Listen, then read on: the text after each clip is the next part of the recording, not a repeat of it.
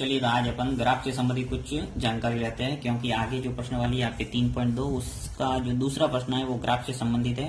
तो सबसे पहले आपको कार्तीय तल में किस प्रकार से एक्स अक्ष और वाई अक्ष खींचते हैं और साथ ही उसके जो प्रथम चतुर्थांश, द्वितीय चतुर्थांश, तृतीय चतुर्थांश और चतुर्थ चतुर्थांश में किस प्रकार निर्देशांक को निरूपित करते हैं वो जानकारी होनी चाहिए। तो सबसे पहले अपन ये जानकारी लेते हैं। तो आपको क्या करना है, ग्राफ पेपर जहां आपको मिलेगा, ग्राफ कॉपी आप लाए होंगे, उसमें आपको क्या करना है, जो बीचों बीच में यानी आपके जो लाइन खींची हुई है 1-1 सेंटीमीटर की दूरी पर, उसमें आपको बीचों बीच में यानी सेंटर के अंदर सबसे बड़ी लाइन खींचनी है। इस ढंग से आपको, जैसे मैंने खींचा ये, जैसे ये हो गया आपने वाई अक्ष, तो इसका नाम देना वाई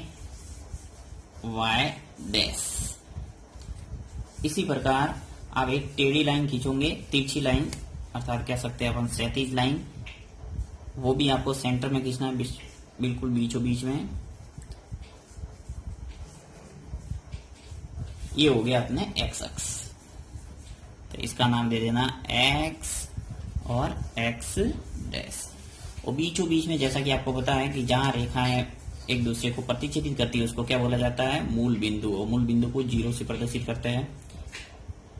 अब आपको क्या करना है कि इसका पैमाना मानना है।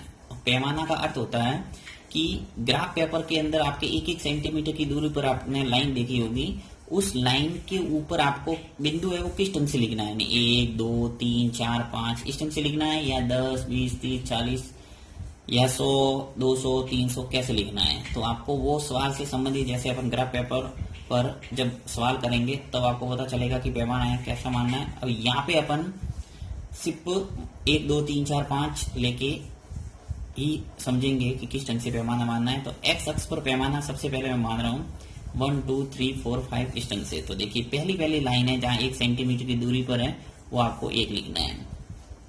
अब ग्राफ पेपर पर ये भी ध्यान रखोगे कि आपके जो लाइन है वो इस ढंग से आपके, देखिए ऐसी लाइन होती है, गहरी लाइन, और उसके बीच में आपके 10 लाइन छोटी छोटी मिलेगी, यानी कुल मिला के 1 सेंटीमीटर में 10 मिलीमीटर होता है। और 10 मिलीमीटर की 1-1 मिलीमीटर की दूरी पर छोटी छोटी लाइनें होगी। उससे बीच में एक हल्की लाइन भी होगी, बड़ी लाइन। आपको उस पर कभी लाइन नहीं खींचना है, लाइन हमेशा गहरी लाइन है, वहां पे आप पेंसिल से लाइन खींचोगे ताकि आपके पूरा 1 सेंटीमीटर है वो स्पष्ट बॉक्स है वो नजर आए। तो इस बात का आप ध्यान रखेंगे। अब देखिए यहाँ 0 के बाद में सीधा 1 आ गया, फिर आप लिखोगे 2, फिर 3, 4, 5, 6 इस ढंग से आप जितने चाहिए उतने लिख सकते हैं। ग्राफ पेपर पे 7-8 आराम से आएंगे आपके। इसी प्रकार आपको ये राइट हैंड साइड में आपके प्लस में लिखना है, इसी प्रकार लेफ्ट हैंड साइड में आपको 1-1 सेंटीमीटर की दूरी पर आप क्या करेंगे, माइनस में लिखेंगे 1, 2, 3। तो ये माइनस हो गया 1। इसी प्रकार दूसरा ये -2 आ जाएगा, फिर -3, -4, -5 इस ढंग से आप लिखना है माइनस में। इसी प्रकार y अक्ष की बात करें तो y अक्ष में ऊपर आपको प्लस में लिखना है और नीचे माइनस में। तो देखिए यहाँ पर भी 1 सेंटीमीटर का पैमाना मान लेता है 1, फिर दूसरे सेंटीमीटर पर 2, फिर 3, 4, 5 इस ढंग से आगे बढ़ना है। इसी प्रकार नीचे वो माइनस में -1, -2, -3, -4, -5 ये सब 1-1 सेंटीमीटर की दूरी पर मैंने बिंदु लगाया। और ऐसे कह सकते हैं एक बड़ा बॉक्स, छोटा बॉक्स और बड़ा बॉक्स। तो जब भी सवाल करेंगे तब अपन पैमाना मान के हल करेंगे। तो पैमाना है वो किस ढंग से लिखना है, देखिए विशेषतर ग्राफ वाले जो सवाल होते हैं जो रैखिक समीकरण से संबंधित, उसके अंदर पैमाना मानना जरूरी होता है। तो पैमाना जैसे एक्स अक्ष पर, यहाँ पे मैंने क्या माना है, एक्स अक्ष पर, ये जो एक्स अक्ष है क्षैतिज अक्ष भी कहते हैं इसे, और एक्स अक्ष भी कहा जाता है, एक्स अक्ष। और ये जो y है इसको बोला जाएगा y अक्ष। तो x अक्ष पर मैंने 1-1 सेंटीमीटर या फिर एक बड़ा खाना बराबर 1 इकाई माना है। तो यहाँ x अक्ष पर 1 सेंटीमीटर बराबर 1 इकाई। ये कोई आपके सवाल नहीं है अभी हाल फिलहाल, मैं आपको सिर्फ समझा रहा हूँ ताकि आगे आपको प्रॉब्लम नहीं आए। 1 सेंटीमीटर बराबर 1 इकाई माना है लेफ्ट हैंड साइड और राइट हैंड साइड दोनों साइड में। इसी प्रकार y अक्ष पर भी पैमाना मैंने क्या माना है, y अक्ष पर भी मैंने 1 सेंटीमीटर बराबर 1 इकाई माना है। साथ ही अपन ने कल पढ़ा था कि जो ये पूरा भाग है यहां से लगाकर यानी एक्स ओ वाई, ये पूरा भाग है वो क्या कहलाता है? प्रथम चतुर्थांश। प्रथम चतुर्थांश। ये जो भाग है एक्स डैश ओ और वाई, ये पूरा भाग कहलाता है द्वितीय चतुर्थांश। द्वितीय चतुर्थांश। और ये जो भाग है एक्स डैश ओ और वाई डैश, इसे कहा जाता है तृतीय चतुर्थांश। इसी प्रकार ये हो जाएगा चतुर्थ चतुर्थांश।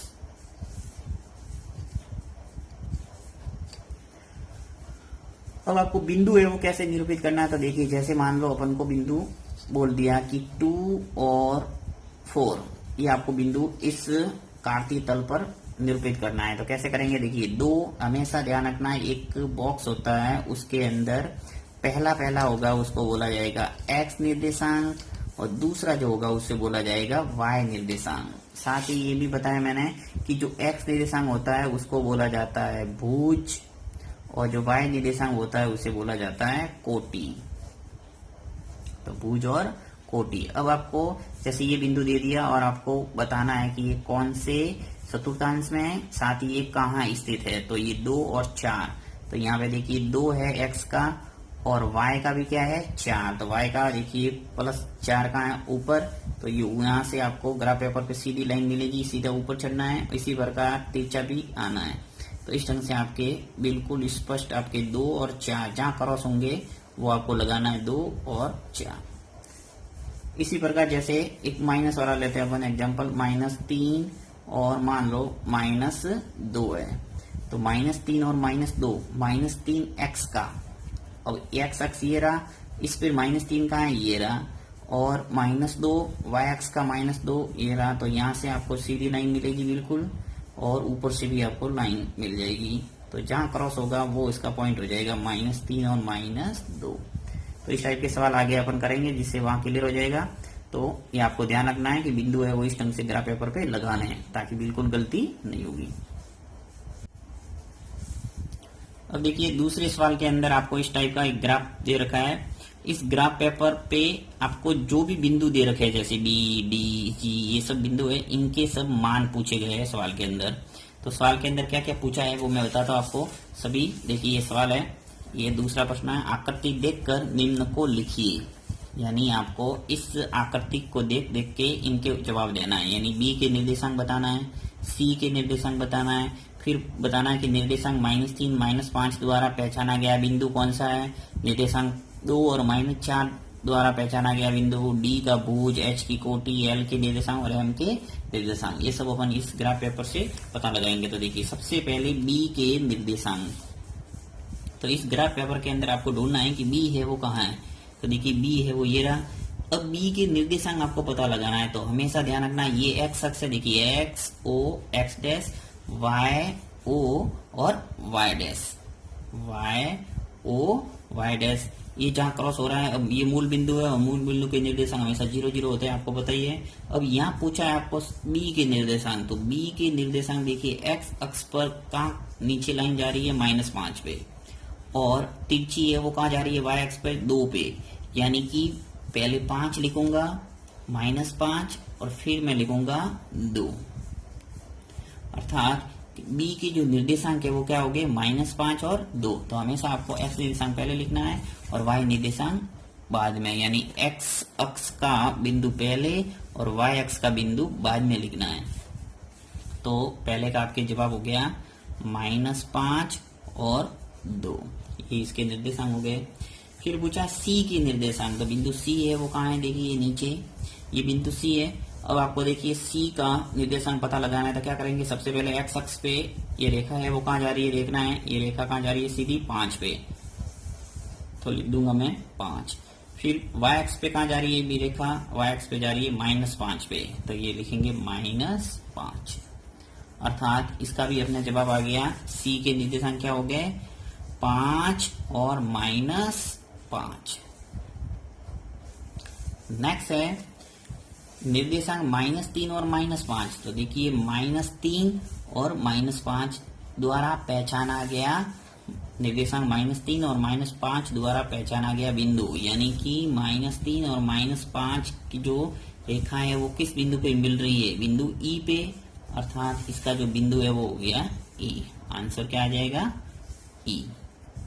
इसी प्रकार चौथा सवाल बोला है कि निर्देशांक 2 और -4 द्वारा पहचाना गया बिंदु, तो 2 और -4 कहाँ है, देखिए प्लस का 2, ये प्लस का 2 और -4, ये बिंदु है जी। ये 2 ऊपर से आ रहे हैं और माइनस का 4 वाई एक्स का जहाँ क्रॉस हो रहा है वो बिंदु कौन सा है, जी। तो यहाँ आ जाएगा उत्तर अपने जी। फिर डी का भुज, जैसा कि अभी मैंने बताया आपको कि एक्स निर्देशांक को क्या बोला जाता है, भुज, और वाई निर्देशांक को क्या कहेंगे, कोटि। जैसे अगर इसी के अपन को जैसे बी निर्देशांक है उसके अगर भुज और कोटि पता लगाना है तो कैसे लगाएंगे कि देखिए -5 है वो तो क्या है, भुज, और 2 है वो कोटि है। इसी प्रकार 5 भुज है और -5 कोटि, इसकी पता लगाना है तो -3 भुज और -5 कोटि। तो अब अपन को पूछा क्या है, डी, तो डी का भुज, अब डी बिंदु कहाँ है देख लो, यहाँ पे ये बिंदु डी है और इसका भुज पूछा है, तो भुज क्या है, देखिए यहाँ पे एक्स निर्देशांक यानी डी के निर्देशांक अगर लिखे अपन तो कैसे लिखेंगे, देखिए 6 और 2, क्योंकि 2 पे तिरछा जा रहा है सीधी लाइन। अब आपको पूछा है यहाँ डी का भुज, तो स्पष्ट रूप से पता चल रहा है कि इसका जो भुज है वो क्या है, 6। तो यहाँ लिख लेंगे अपन डी का भुज 6। फिर एच की कोटि, अब देखिए एच है वो कहाँ है, ये रहा एच की, ये तो हो गया देखिए भुज -5 और -3 क्या हो जाएगी, कोटि। इसके निर्देशांक लिखता हूँ, चलिए मैं -5 और -3। अब ये तो है भुज और -3 क्या है, कोटि। तो मुझे पूछा क्या है, एच की कोटि, तो आ जाएगा आपके -3। फिर एल के निर्देशांक, बिंदु एल, ये बिंदु एल है जो कि वाई एक्स पर स्थित है, और सबसे पहले मैंने आपको बताया कि वाई एक्स पर एक्स निर्देशांक होता है वो क्या होता है, 0, और एक्स अक्ष पर वाई निर्देशांक 0 होता है। तो इस बात का ध्यान रखना है। तो इसके निर्देशांक क्या हो जाएंगे, एक्स निर्देशांक 0 है तो ये 0 हो जाएगा, और वाई क्या है, वाई 5 पे बिंदु है तो 5 ही आ जाएगा। तो एल के निर्देशांक हो गए अपने 0 और 5, 0 और 5। इसी प्रकार एम के निर्देशांक, बिंदु एम है वो एक्स अक्ष पर स्थित है, देखिए ये बिंदु एम है, तो जैसा कि आपको पता है कि एक्स अक्ष पर वाई निर्देशांक 0 होता है, तो ये -3 और वाई निर्देशांक 0, तो यहाँ आ जाएगा अपने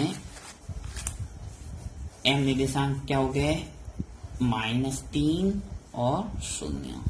तो इस ढंग से इस प्रश्न की इजीली आप उत्तर दे सकते हैं। यदि आपको ग्राफ पेपर ये पता चल गया तो आगे बिल्कुल प्रॉब्लम नहीं होगी आपके बड़े बड़े सवाल करने में।